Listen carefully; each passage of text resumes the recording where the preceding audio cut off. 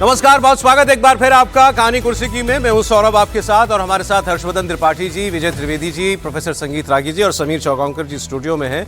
बात करते हैं अब जैसा भी हमें पड़ोसी दिया भगवान ने उसकी, पाकिस्तान की। भारत में धमाके हुए, दिल्ली में ब्लास्ट हुआ, 15 लोगों की जान चली गई और दिल्ली धमाकों के बाद पाकिस्तान में जिस किस्म का पैनिक है उसकी तो बात हम लोग लगातार करते हैं। वो बयान भी मैं आपको आके दिखाऊंगा, उनके रक्षा मंत्री जो है टीवी पर बैठकर कैसा अपना डर जाहिर कर रहे हैं।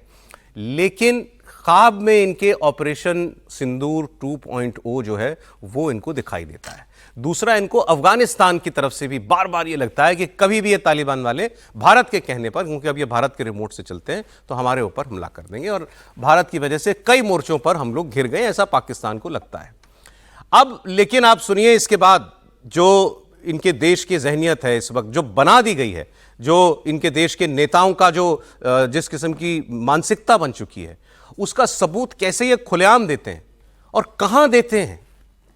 अपनी संसद के अंदर, अपनी विधानसभाओं के अंदर ऑपरेशन दिल्ली के धमाकों को लेकर अभी तक भारत ने पाकिस्तान का नाम नहीं लिया था। हम में से किसी नेता ने नहीं कहा कि इसमें पाकिस्तान का हाथ है। सब जांच हो रही है, अभी जांच होगी, जांच के बाद देखेंगे क्या आता है, यही बात हुई है। भारत ने केवल इतना कहा कि भाई जो भी इसके पीछे है उसे बख्शा नहीं जाएगा। प्रधानमंत्री नरेंद्र मोदी ने इस बात को केवल कहा है। लेकिन वहां पर पीओके में जो एक पूर्व इनका प्रधानमंत्री था, वो खड़ा होकर कह रहा है कि देखिए, हमने तो ऊपर वाले के करम से करके दिखा दिया जो हम कह रहे थे। हमने लाल किले में, दिल्ली में धमाका करा दिया, हमारे लोगों ने जाके धमाका कर दिया। इससे बड़ा कबूलनामा और दुनिया को क्या चाहिए। और इसके बाद भी दुनिया और खासकर अमेरिका, ट्रंप ये कहें कि आतंकवाद के खिलाफ लड़ाई में पाकिस्तान हमारा बहुत अहम साझेदार है, और आसिम मुनीर को वो कहें कि ये बड़ा कमाल का लड़ाका है, बड़ा कमाल का फील्ड मार्शल है। पाकिस्तान अब उस हद पर जा चुका है जब वो कहीं किसी आतंकवादी घटना को जो उसके लोग कराएं, वो उसको एक मेडल की तरह लेता है। गलत तो उसमें कुछ गलत हो मानना तो छोड़िए, उससे शर्मिंदा होना तो छोड़िए, या उसको छुपाना तो छोड़िए। अगर अंदर खाने खुश भी है तो वो अपनी खुशी जाहिर करता है कि हमारे लोगों ने दूसरे देश में जाकर बम धमाका किया। आपको यकीन नहीं आएगा, लेकिन आप सुनिए उसको कि अगर नहीं बाज आओगे बलूचिस्तान को ब्लीड करने से तो लाल किले से लेकर कश्मीर के जंगलों तक तुम्हें घुस के मारेंगे। और अल्लाह के फजलो करम से इस गुनाहगार के लफ्जों की अल्लाह पाक ने हुर्मत रखी। चंद दिनों बाद हमारी मुसल्लह अफवाज ने, हमारे शाहीनों ने अंदर घुस के मारा, और ऐसा मारा आज तक त्यारों की गिनती पूरी नहीं हुई। और आप देखिए बयान देते हुए कैसे इसके चेहरे पे जो है एक मुस्कान सी भी आई कि लाशों की गिनती पूरी नहीं हुई, और अल्लाह के फजलो करम से हमने वो काम वहां पर कर दी। एक बार फिर सुना दीजिए इसका बयान कि अगर नहीं बाज आओगे बलूचिस्तान को ब्लीड करने से तो लाल किले से लेकर कश्मीर के जंगलों तक तुम्हें घुस के मारेंगे। और अल्लाह के फजलो करम से इस गुनाहगार के लफ्जों की अल्लाह पाक ने हुर्मत रखी। चंद दिनों बाद हमारी मुसल्लह अफवाज ने, हमारे शाहीनों ने अंदर घुस के मारा, और ऐसा मारा आज तक त्यारों की गिनती पूरी नहीं हुई। अब इसके बाद कौन सा सबूत चाहिए भाई दुनिया को। और मैं तो कह रहा हूं भारत को इसके अलावा, इसके बाद और क्या प्रमाण की आवश्यकता है। ये तो कबूलनामा है। त्रिपाठी जी, नहीं देखिए, पाकिस्तान के जो, चाहे आप उनको सांसद कह लीजिए, चाहे आप उनको सेना में शामिल लोग कह लीजिए, चाहे उनके जिस भी तरह के लोग हैं, उनके बोलने का बस एक ही है, भारत को हमने कहीं जाकर पीट दिया। जिसको कहते हैं ना कि इस ख्याल से उनको गुदगुदी आती है। उनको लगता है कि ये हमने कर दिखाया। हर बार वो पिटते हैं, लेकिन उनको लगता है कि अच्छा चलो और कौन सा तरीका होगा, तो वो इस तरह की घटनाओं पर खुश होते हैं। अब इसमें तो कहीं कोई संदेह ही नहीं है। लेकिन भारत सरकार रिएक्ट करेगी तो जाहिर है कि वो कुछ तार जोड़ेगी, कुछ प्रूव होंगे, क्योंकि कल को ये होगा क्या कि वो साफ साफ कह देंगे कि अरे ये तो किसी ने बोल दिया, हमसे इससे क्या लेना देना है, सरकार का तो स्टेटमेंट है नहीं।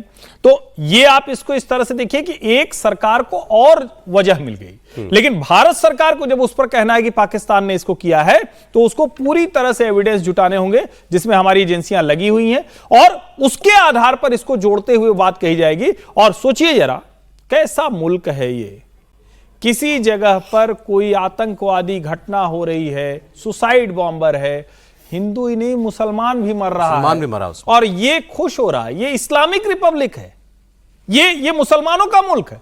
मुसलमानों का मुल्क मुसलमानों के फट जाने और मुसलमानों को मार डालने उस पर खुश हो रहा है। ऐसे वाहियात घटिया लोगों पर मुझे लगता है कि दुनिया को सोचना तो चाहिए, लेकिन शायद सबके अपने so called prime minister PoK का अब नहीं रहा, पहले था। हाँ हाँ, लेकिन ये तो वहां पर पाकिस्तान में भी जैसे मारे जा रहे हैं, बहुत सारी आतंकवादी घटनाएं हो रही हैं, उस पर भी चलता है। और इसको मैं थोड़ा सा एक करेक्शन करना चाहता हूँ, वो ये कबूलनामा नहीं है, वो तो ये मेडल के लिए करते हैं। उनका इसी में खुशी है, जैसे वो हर्षजी ने कहा ना कि गुदगुदी होती है, तो वो मेडल हासिल करने के लिए लाल किला, फिर वहाँ पर क्या हुआ क्या नहीं हुआ, वो तो उनको वो भी सुनना चाहिए था कि जो ऑपरेशन सिंदूर के लिए पाकिस्तान की सरकार ने बोला है, मुनीर साहब ने बोला है कि कैसे भारत की सेना ने, शहबाज शरीफ ने बोला ना कि भारत की सेना ने कैसे किया, और मैं स्विमिंग के लिए जा रहा था। जो भी स्थितियां थी उनमें वो गए थे और वो सारी पिटाई हुई है, तो वो समझना ये मेडल के तौर पर वो है। और भारत को आप दूसरी तरफ देखिए कि उन्होंने कहने में तो बयान तो दे सकते हैं ना, कोई पॉलिटिकल बयान, लेकिन उन्होंने जब तक कि इस पूरे मामले को ठीक से तार नहीं जुड़ जाए तब तक किसी बात की चर्चा नहीं की है। उसको भी समझना चाहिए, एक फर्क आपको देखना चाहिए। लेकिन इनको डर दो तरफा है ना सर, इनको भारत का तो डर रहता ही है, दूसरा अब इनको अफगानिस्तान का भी डर है। और अफगानिस्तान की तालिबान की फोर्सेस का खौफ ऐसा है कि पाकिस्तान की सेना रह रह के कांप जाती है कि कब ये लोग लड़ा के आ जाएंगे। उसे तालिबान का खौफ उसको खाए जा रहा है। वहां का रक्षा मंत्री ख्वाजा आसिफ, उसने कहा कि अफगानिस्तान जो भी कर रहा है उसके पीछे इंडिया है, और यह भी कहा कि हम इससे इनकार नहीं कर रहे हैं कि कभी कोई बॉर्डर इंट्रूजन जो है वो अफगानिस्तान कर दे, और मैं इससे भी इनकार नहीं करूंगा कि हमारी भारत के साथ कहीं फुल फ्लेजेड जंग आने वाले वक्त में शुरू ना हो जाए। अब ये भारत को लेकर के कभी कहते हैं कि वो लड़ाई का रिस्क नहीं लेगा, कभी कहते हैं कि हमारी जंग कभी भी हो सकती है। और अफगानिस्तान देखिए इस बीच में क्या कर रहा है, और ये अफगानिस्तान में जो हो रहा है इनके साथ, पाकिस्तान के साथ, भाई आपने ही पैदा किया उसको, तालिबान को तुम सत्ता में लेकर के आए, तुम ही लोग लेकर के आए, और तुम ही लोग खुश भी हो रहे थे।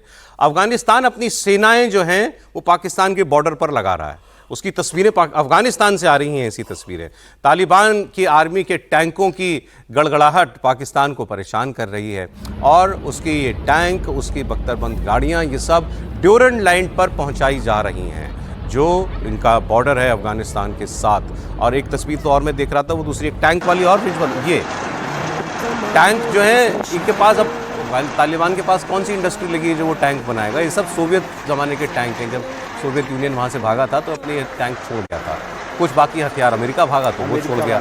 लेकिन अब ये मैं देख रहा था एक पोस्ट, ये देखिए इस तरीके से ये जो टैंक जो है फायरिंग रेंज में खड़े होकर फायर करेंगे। एक बार दिखा दीजिए, तालिबान के टैंक हैं ये जी नहीं। और वो पोस्ट में ये बताया था किसी अफगानिस्तान के पत्रकार ने कि ये टैंक रिफर्बिश किए हैं तालिबान ने, इनको एक तरीके से रिन्यू कर दिया है। तो मतलब वो अब ये कोई पैदल फौज नहीं है वैसी जैसी हुआ करती थी 90 के दशक में तालिबान जैसी। देखिए फिर भी जहाँ तक शक्ति संतुलन की बात है वो पाकिस्तान के पक्ष में जाता है। उसके पास एयरफोर्स है, इनके पास एयरफोर्स नहीं है। नेवी के तो बाहर, नेवी तो खैर अफगानिस्तान की ज़रूरत नहीं पड़ती है। लेकिन ये बात सही है कि भारत अफगानिस्तान और ईरान तीनों को मिला करके चाहता है कि किसी भी तरीके से वहाँ पर पाकिस्तान को दूसरी वाली तस्वीर लगा दीजिए, तंग कर किया जा सके। जैसे उन्होंने कहा ना कि भारत के अंदर जो टेररिज्म है उनको बोलते हैं कि लो इंटेंसिटी वार, हमारा खर्च भी नहीं पड़े, हम सीधे जंग में जाते हैं तो हमको ब्रह्मोस से पीट दिया जाएगा, हम सीधे जंग में जाते हैं तो हमारे एयरप्लेन्स मारे जाएंगे, हमारी इकोनॉमी बर्बाद होगी। तो उन्होंने जो 1000 कट्स का सहारा लिया, लो इंटेंसिटी वॉर का यूज़ किया कि हम टेररिज्म के सहारे आपको निडिल करते रहेंगे, आपको दुखी करते रहेंगे, आपके यहाँ बम विस्फोट करते रहेंगे, हम उड़ाते रहेंगे, इंफ्रास्ट्रक्चर उड़ाते रहेंगे, लोगों को मारते रहेंगे। अफगानिस्तान के मैं नहीं जानता कि भारत सरकार कर रही है, लेकिन अफगानिस्तान उनके साथ वही कर रहा है जो वो भारत के साथ कर रहे हैं। ऐसी स्थिति में उनको लगता है कि जो अफगानिस्तान कर रहा है भारत उससे करवा रहा है। मेरी जानकारी नहीं है भारत करवा भी रहा हो, यदि नहीं करवा रहा है तो उसे करवाना चाहिए, क्योंकि जिसे हम कहते हैं ना टिट फॉर टैट, हम भी ये अच्छी तरीके से जानते हैं कि ईरान के साथ पाकिस्तान के बहुत अच्छे संबंध नहीं है। ईरान भी कहीं ना कहीं जरूर मोर्चा खोलना चाहेगा, क्योंकि उसको भी उसके पुराने अकाउंट उसके साथ सेटल करने बाकी हैं। तो ऐसी स्थिति में पाकिस्तान आज बुरी स्थिति में है। जिस चाइना का वो सहारा लेना चाहता था, चाइना ने भी एक तरीके से कहीं ना कहीं डिस्टेंस अपने आप को किया है, जब से अमेरिकन इन्फ्लुएंस जो है वो पाकिस्तान में बढ़ा है। वो सीपेक इन्वेस्टमेंट तो रुक गई है, सीपेक इन्वेस्टमेंट रुक गई है, और उससे जो मुझे जानकारी में आई है कि जो आर्म्स की जो सप्लाई वगैरह थी, उस पर भी उन लोगों ने कहा है कि जो हमने डेट दिया था, आप पहले उसको लौटाइए, उसके बाद हम ये सप्लाई करें। और ये अफगानिस्तान की तालिबान की तैयारियां, जंगी तैयारियां आप देख रहे हैं, और इस बीच इनका जो ट्रेड मिनिस्टर है वो भारत में है। कल हमने आपको खबर दी थी, कल वो दिल्ली में ट्रेड फेयर में गए हुए थे। अफगानिस्तान तालिबान का जो ट्रेड मिनिस्टर है वो यहाँ गया हुआ था। तो भारत और तालिबान के बीच सरकार के स्तर पर संबंध लगातार जो है वो बढ़ रहे हैं, और ये पाकिस्तान को बिल्कुल भी पसंद नहीं आ रहा। ऊपर से तालिबान का ये रवैया। लेकिन पाकिस्तान, कभी आपने किसी देश के अंदर ये नहीं सुना होगा कि कोई मंत्री, मुख्यमंत्री अपनी देश की सेना को कहे कि यार ये तो हमारा ही खून बहाती है। इम्पॉसिबल है। कोई नहीं। और कोई कोई सेना जुल्म करती है, आम आदमी बोल देता है, लेकिन उसी देश की सरकार में कोई मुख्यमंत्री बोले इस बात को, ये पाकिस्तान में होता है। पीओके में मुनीर की सेना की उल्टी गिनती शुरू हुई, और अब वहां बगावत हो रही है। खैबर पख्तूनख्वा की अगर बात करें तो वहां मुनीर की आर्मी का विरोध हो रहा है। यहाँ आसिम मुनीर की सेना बेकसूर लोगों को मारती है। खैबर पख्तूनख्वा में वहीं टीटीपी पैदा हो रहा है, बलूचिस्तान में मारती है। गोली चलाना, अगवा कर लेना, मारकर सड़क किनारे फेंक देना, कब्र खोद कर लाशें दफना देना, एक साथ कई सारी महिलाओं के साथ जुल्म ज्यादती करना, ये सब कुछ इन राज्यों में हो रहा है। अब आप ये ज़रा ये तस्वीर आप देखिए, ये खैबर पख्तूनख्वा की तस्वीर है, जहाँ से ये टीटीपी पैदा होता है, लड़ते हैं, और यही अफगानिस्तान इसी केपीके को ही चाहता है। ये यहाँ पर पश्तून लोग रहते हैं, वो कहना है कि ये हमारे ही लोग हैं। यहाँ जो आदमी तकरीर कर रहा है, ये केपीके का मुख्यमंत्री है, ये उसका जलसा है, और ये जलसा जो है ये टीटीपी के खिलाफ नहीं कर रहा, ये अपनी सेना के खिलाफ कर रहा है। केपीके का मुख्यमंत्री इमरान खान की पार्टी का है, और ये कह रहा है कि तुम खैबर पख्तूनख्वा के लोगों का खून बहाओगे, सिंधियों का खून बहाओगे, बलोचों का खून बहाओगे, तो जब तुम्हें खून की ज़रूरत पड़ेगी, मतलब जब तुम कभी सच में किसी के साथ जंग करोगे, तो जब तुम्हें खून की ज़रूरत पड़ेगी तो खून कौन देगा तुम्हें?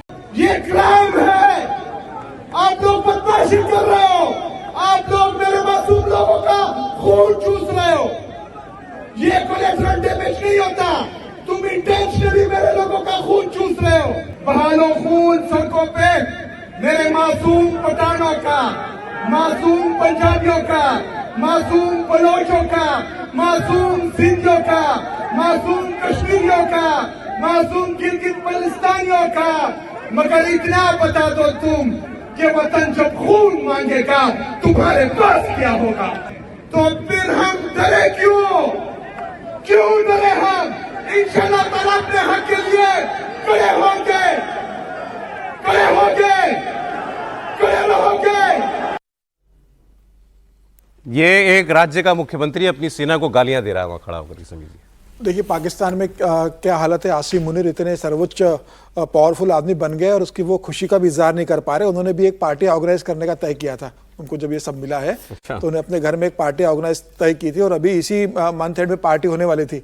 लेकिन उनको ये खबर लगी कि सेना के अंदर जो कई बड़े ब्रिगेडियर जो बड़े पदाधिकारी पोस्ट पे जिन्हें लग रहा था कि भाई आसिम मुनीर के बाद कोई बनेगा, उसके बाद उनका नंबर लगेगा सेना प्रमुख के रूप में, तो सेना के अंदर भी एक बड़ा असंतोष है आसिम मुनीर को जिस तरीके से आजीवन बना दिया गया, जिस तरीके से वो सेना को और देश को चला रहे हैं। तो आसिम मुनीर ने अभी कल ही अपने अधिकारी को बोला है कि वो पार्टी कैंसिल कर दो। उन्हें लगा कि इस पार्टी के अंदर कोई आएंगे नहीं या कुछ इस तरीके से बातें होंगी, तो उन्होंने पार्टी कैंसिल कर दी। तो आसिम मुनीर को अपनी सेना से भी डर है कि कहीं सेना में मेरे खिलाफ बड़ी बगावत ना हो जाए। जिस तरीके से इमरान खान की पार्टी वहां पर कर रही है, वकील जिस तरीके से वहां पर पैदल मार्च कर रहे हैं, जज जिस तरीके से इस्तीफा दे रहे हैं, पूरे पाकिस्तान के अंदर जैन जी जिसे कहा जा रहा है, अब वो सड़कों पर उतरने की तैयारी कर रहा है और प्रदर्शन कर रहा है। तो आने वाले दिनों में मुझे लगता है कि जो नेपाल में होता है उससे बड़ा उपद्रव पाकिस्तान में देखने को मिलेगा। वकीलों का प्रोटेस्ट जिसकी आप बात कर रहे हैं, बिल्कुल, वकीलों ने इस्तीफा दे दिया। वैसे ही 16 वकील थे, 6 वकील इस्तीफा दे चुके उसमें से, तो आधे से ज्यादा वकील चले गए। बाकी जो जज है वहां पर 16 में से जज, बाकी लोग लंबी छुट्टी पर चले गए। तो सुप्रीम कोर्ट लगभग वहां काम करना बंद कर चुकी है। तो मुझे लग रहा है कि आसिम मुनीर के लिए बहुत बुरा दौर है। उन्हें लग रहा होगा कि वो सर्वोच्च शक्तिशाली बन गए। अब उनके खिलाफ जिस तरीके से विरोध प्रदर्शन शुरू हो गया है कि आप बलूचिस्तान में अपने लोगों पर गोली चलवाते हो, आप जिस तरीके से अफगानिस्तान से आप लड़कर उन्होंने व्यापार बंद कर दिया, तो अब महंगाई इतनी बढ़ गई है कि उसकी भी बात करेंगे सर। दूसरा, इमरान खान जेल में है, इमरान खान की पार्टी के करोड़ों वहां पर समर्थक हैं। वो लोग एक बार, क्योंकि आपने इतना मारा उन लोगों को 4 साल पहले कि वो चलो अभी तो खामोश हो गए, लेकिन अब आप ये तस्वीर जो आप स्क्रीन पे देख रहे हो, इमरान खान की बहनों को मारा, मतलब बेशर्मी की हद हो गई। ये इमरान खान खुद ही 70 साल के ऊपर उम्र है उनकी, तो ये तो उनकी बड़ी बहनें हैं, 75 की है। इमरान खान की बहन पर इन्होंने, मुनीर के कहने पर इनकी फोर्सेस ने हमला किया। ये जेल जाती हैं, अडियाला जेल में इमरान खान को रखा गया है। शायद रावलपिंडी में जेल है, तो वहाँ वो उससे मिलने के लिए जाती हैं, तो कभी मिलने नहीं देते। फिर एक बार मिलने जा रही थी, बाहर इनको रोक लिया गया और इनकी बहनों को सड़क पर घसीटा गया, घसीट कर पीटा गया। अब ये रोते रोते बता रही हैं कि इनके साथ क्या हुआ। सेना के बूट से मारा है सर। घसीट रही थी वो औरतें बेगैरत। तुम लोग ये मरियम नवाज के साथ करके देखो बच्चों, सड़क पे घसीट रही थी ये औरतें। ये तो हमने जाकर इन्होंने मैंने पैरों से दांव पकड़ा था, तो ये घसीट के ले जा रहे थे। इमरान खान की बहनों से पूरा पाकिस्तान माफी मांगता है, लेकिन इस तरीके से कभी भी किसी तारीख में नहीं घसीटा, वो भी नौरीन आपा, जो तारीख है कि अडियाला जेल में सबसे ज्यादा माओ की तरह जिस तरह ये प्यार करती है। तो ये हो रहा है वहां पर, और एक हद आ जाती है, उसके बाद फिर आप किसी को कितना भी दबा लें, कितना भी उसको डरा लें, फिर उसके ऊपर असर नहीं पड़ता। और इमरान खान के परिवार के साथ, बहनों के साथ ये हुआ है, तो ये भी, इसका भी कुछ ना कुछ असर तो वहाँ पर सड़कों पर आपको दिखाई देगा। लेकिन आपको एक बड़ी इंटरेस्टिंग चीज़ पाकिस्तान में जो हुई आपको मैं दिखाता हूँ। ये भी कहीं और नहीं हो सकती, सिर्फ पाकिस्तान में। बेशर्मी की हद है। हालत ये है कि वहाँ का गृह मंत्री, ये ट्रॉफी चोर मोहसिन नकवी, ये एयरपोर्ट जाकर लोगों के वीजा चेक कर रहा है। आप कहेंगे गृह मंत्री का वीजा से क्या मतलब? इसके साथ ऑफिसर्स वगैरह सब हैं। ये एक आदमी का वहां जाकर वीजा ले रहा है, हाथ में पासपोर्ट लेके वीजा चेक करता है। अच्छा तुम कहाँ जा रहे हो? अच्छा तुम कतर जा रहे हो? क्या काम करने के लिए जा रहे हो? वहां बहुत सारे लोगों को जिनके पास वैलिड वीजा है, उनको एयरपोर्ट पर इमिग्रेशन की लाइन से खड़े होकर के बाहर निकाल दिया गया, और उनका, कई लोग तो जहाज में थे, उनको डिपोर्ट कर दिया गया कि नहीं तुम नहीं जाओगे। उसके बाद वीजा है, किसी देश जा रहा है, क्यों?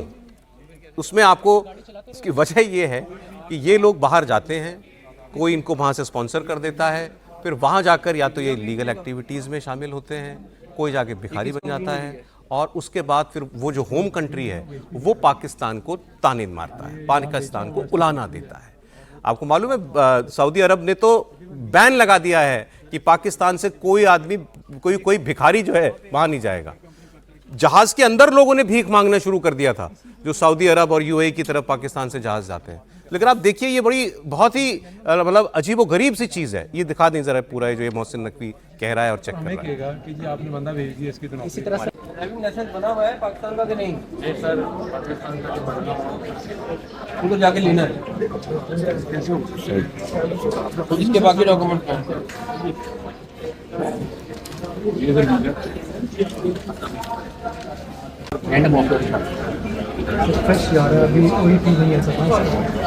लाइसेंस है, तो लाइसेंस के बगैर कैसे जा रहे हो? ड्राइवर का नहीं यहाँ का लाइसेंस है, यहाँ का लाइसेंस है, कैसे जाते हो? गाड़ी चलाते रहे हो यहाँ पे? कोई 8 लाख किस चीज़ का? ये खरीदने का, ये वीज़ा खरीदने का। ये किस कंपनी ने दिया है? जो कंपनी है ना बेचती नहीं है, ये यहाँ बेचा हुआ है, इसने खरीद लिया, और वो कहते हैं उधर आ जाओ, आके फिर देखेंगे क्या उसका। तकरीबन 20+ हज़ार बनता है सर। ऐसे ही उसमें के बीच में ये कंपनी वहाँ पे नहीं सर, कंपनी कतर की है, सारा कुछ ओके। इसी पे वो इतराज़ करते हैं, उन्होंने अपनी अनामनी बनाई है, हम बात नहीं करते कतर से। ये वीज़ा जनरल आया है, ये जा भी जनरल था, लेकिन वहाँ ये आज़ाद होगा, जिसके ऊपर कतर हमें कहेगा कि जी आपने बंदा भेज दिया इसकी तरह। इसी तरह से लाइसेंस के बगैर तो जा ही नहीं सकते। मैं यही कर सकते हैं, हम पैसे वापस दिला देंगे आपको, पैसे सारे वापस दिला देंगे, वो दे देंगे आपको, पैसे अब एक और वीजा वाले एक और वीजा जिसको मिला उसको उतार दिया जहाज से, उसकी बात भी सुना दीजिए। 4 हफ्ते तस्लील होते हैं, ऑफलोड करके गेट देंगे बंदे। सियालकोट गए उन्होंने भी कहा जी लाहौरों जाके पवो, इतना तुम नहीं बह सकते। और दूसरी टिकट साड़ी अज भी कैंसल हो जानी टिकट, वजह की ना रीजन लिख के देंगे, डॉक्यूमेंट खराब ने, असं जिम्मेदार हाँ, कागज खराब ने, असं जिम्मेदार हाँ, सारी हर शक क्लियर है। तो यह हालत है इस देश की। अपनी इंटरनेशनल बेइज्जती बचाने के लिए देश के गृह मंत्री को वैलिड वीजा होल्डर को उतारना पड़ रहा है, चेक करना पड़ रहा है कि तुम वहां जाके हमारी बेइज्जती कराओगे। नहीं, बड़ा सचमुच देख के हंसी भी आ रही है, लेकिन जरा सोचिए, और वो जो साथ में ऑफिसर था इनके नकवी महोदय के, वो समझा कैसे रहा है कि सर यही तो मुश्किल है। हाँ, वीजा ये लोग वहां जाके आजाद हो जाएंगे, सब कुछ तो सही है इनका, लेकिन वहां जाएंगे आजाद हो जाएंगे, और फिर वो हमको बार बार कहता है। मतलब ये तो क्या कहें, जैसे घर में कोई नालायक बच्चा हो जाए और पड़ोसी उसको कहे तो चलो समझ में आता है, लेकिन यहाँ तो देश के तौर पर नागरिक की ये स्थिति हो गई है। ये कतर जाएंगे तो सिर्फ वही करेंगे। और आपका जरा वो वाले पे मुझे ऐतराज है, अरे भाई आप कह रहे हैं कि हवाई जहाज में ही मांगने लगते हैं, अरे भाई जहां मिलेगी वहीं आदमी मांगेगा, भीख ही तो है। अब उसमें भी आप कह रहे हैं कि वो चल देख के मांगे कि कहाँ मिलेगा। एक तो ये थोड़ा एलीट मानसिकता है। ठीक है भाई, भीख जहां मिले वहीं कटोरा बढ़ा दिया। जहाज में तो समृद्ध लोग बैठे हैं।